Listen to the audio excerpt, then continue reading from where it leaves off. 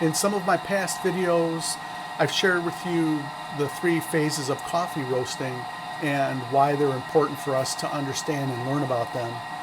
In today's video, I want to focus on what I think is the most important phase for any home coffee roaster, really any coffee roaster at all, and why it's so important. So stick around and we'll get right to it.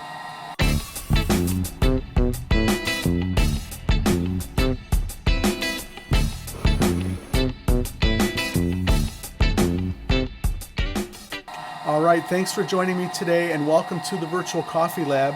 That's right, in past videos we've talked about the three phases of coffee roasting. The dry phase, the browning phase, and the development phase. There's videos that talk about that. One of them is the 3 tips for home coffee roasters video. You can check that out up in the link in the corner. But today I want to focus on what I think is the most important phase for any home coffee roaster, especially for learning, but just in general, in this phase, if we don't get this right, well, I'll get to those points. So we're going to be roasting coffee while I do this. I've got the roaster warmed up. We're just about ready to drop the coffee in, and I'm going to try to be doing all this at the same time, so give me a little grace and everything should be good. So I've got a pound of coffee here. This is a honey processed Pacamera, Nicaraguan Pacamera. We're going to go ahead and roast this. I'm going to set this at a charge temperature of about 375 degrees with a pretty high exhaust temp. And the reason why I'm doing that is because I want a little bit of horsepower that I have access to in my roast, and I'll kind of share that once I charge the roaster. I'll tell you all about that. So I'm going to focus on the dry phase, even though we're going to do the whole roast together, and we're going to talk about some of the choices that home roasters have when they're setting up their roast and why the dry phase is so important. All right, we're at about 370 degrees right now on the charge temperature, and we're at 465 degrees on the exhaust. And a couple more adjustments. I may go to 380 degrees on my charge. Let's see what happens.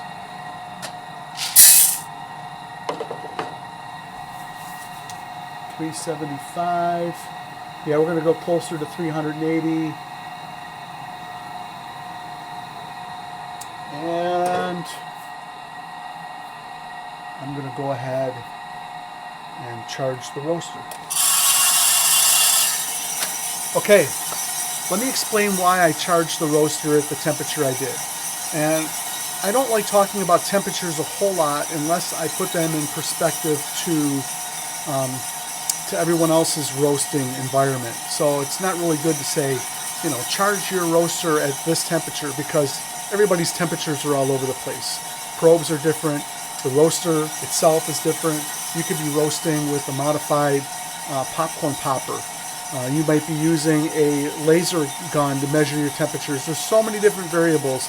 And so what I've chosen is what I would call a middle-of-the-road charge temperature. I didn't go really high, and I didn't go low within my range of choosing which temperature to go. I went kind of middle of the road.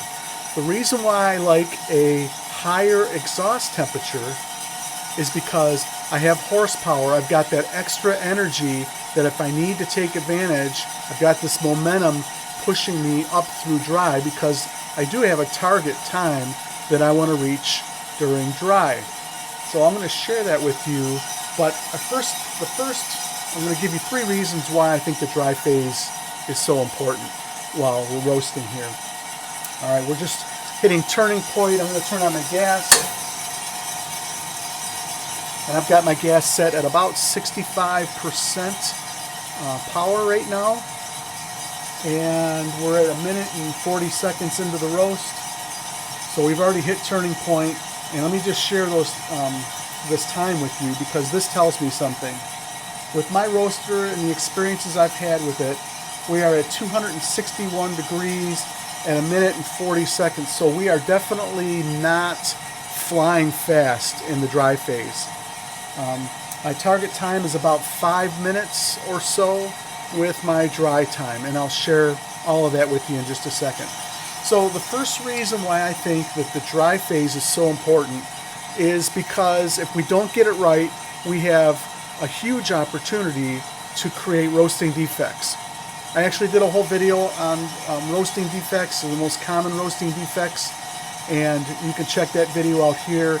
But things like scorching the beans, the drum and the air being so hot that the outer portion of the bean burns. The temperatures being so high through this phase that it causes the energy, the bean can't handle the energy and it just blows out the ends of the beans. That's tipping. So those are just a couple examples of roasting defects that can be caused by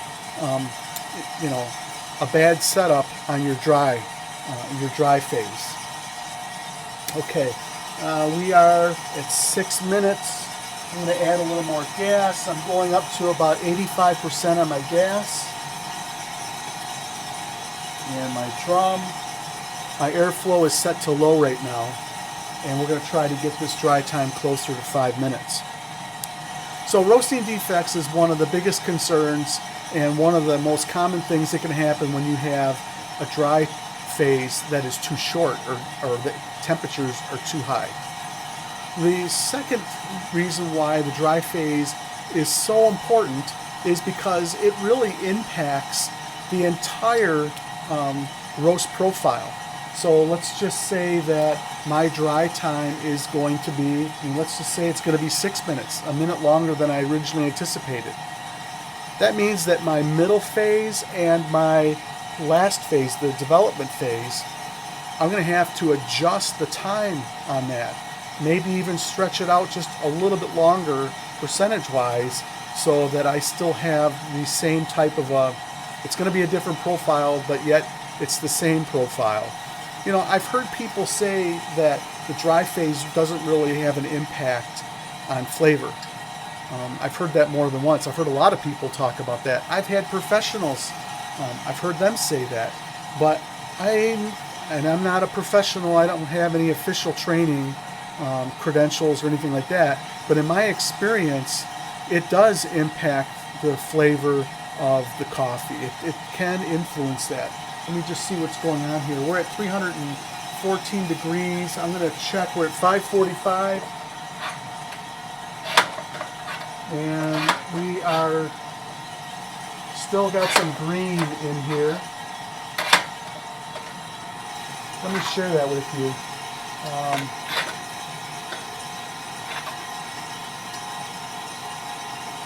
It's still got a little bit of green in it, but we're getting close. We're going to be more like 530 is what I'm going to call dry. So here's the thing. We're at 326 degrees. If I don't turn my heat down, which I'm doing now, let me mark this. And then I'm going to turn it down again. And this is where a lot of roasters make mistakes. So I'm marking dry end. And I've got my gas now at a half of a water column, which is about 20%. So I've got my energy at about 20% right now. And this is where most home coffee roasters, especially when they start out, really have problems. If you're on a BMOR, if you're using a hot air popper or a heat gun, or even a drum roaster like this, if you continue to force air like at 100% or force your gas, your energy at 100%, then the momentum in your roast is going to basically take your roast out of control. And that's what I'm trying to prevent right now. I'm actually, my rate of rise got up to a high of about 24, and right now it's at about 20. So I'm starting to head down in my rate of rise. So that's basically the momentum upward that I have, and my temperature is constantly increasing, but it's increasing now at a slower rate. So it's starting to head its way down, and the roast, I've got the roast under control. Okay, so I talked before, the second point was dry time impacts the total roast time. So I know that my middle phase now, because my dry time instead of being 5 minutes was 5 minutes and 36 seconds, that I'm going to probably want to go close to 4 minutes on my middle phase.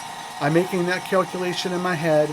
I've roasted this coffee and using this profile many times, but because I'm behind in my dry, I'm going to be behind in my middle phase, and I'm going to be behind in my development. So how you progress through your dry is going to influence the rest of the roast. If you want to do that, and I did that a couple weeks ago, I actually tried to do a longer roast. I did like a 12 or 13 minute roast. Each one of my phases was longer, including my dry time. So let me just look where we're at here. We're at 370 degrees, and we're at 14, 15 on the rate of rise, and it is going pretty good. I need to get down a little lower. My middle phase is probably not going to get down. I'm not going to have my middle phase be as long as I really want, but that's because I'm not paying a lot of attention here to the roast. I'm talking with you guys. Okay, so roast defects is number one. Number two is dry time impacts the overall roast time, and I'm hearing first crack starting here. So I'm going to mark that. I'm going to back my gas down a little bit more, turn up my air, and I am at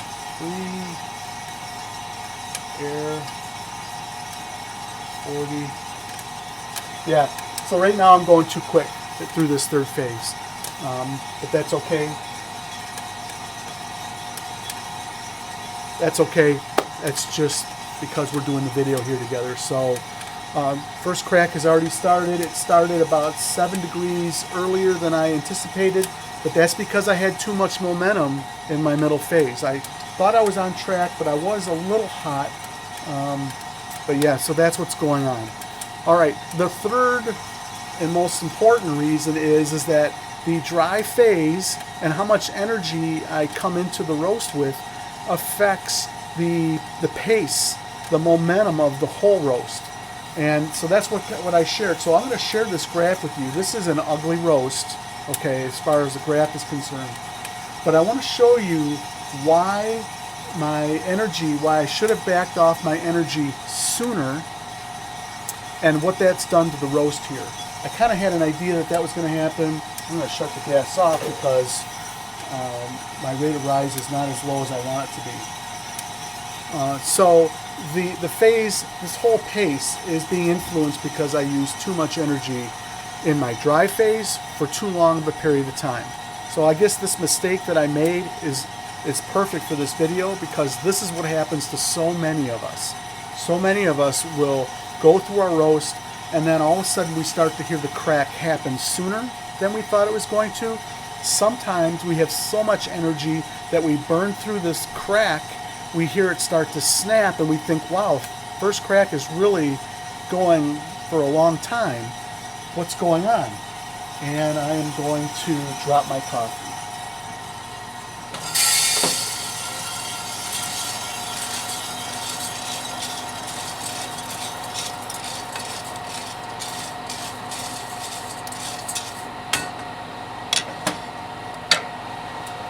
I mean, these beans are huge.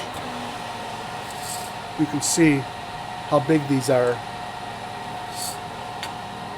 They really swelled up. So yeah, I had so much energy going into this roast that I moved really quickly through that middle phase. As a matter of fact, if I just hit the cool right now and then hit this off, we're going to see, yeah. So this is important. So take a look at the middle phase of my roast. You'll see that it's only 26% of my roast time. Now my development was 21%. I mean, I'm happy with that. It might be a little long for me, but I'm happy with that. My dry phase was a little too long, 52%. I like to have it about 45%, but that's not too bad. But when you saw me earlier in the video say I'm not going to make my mark, and I turned my gas up to like 85%, Okay, what that did is that built up a lot of momentum, a lot of energy, so that when I did back it off at what would have been my normal time to back my gas off, okay, to start to create that descent, I had way more energy than I normally have.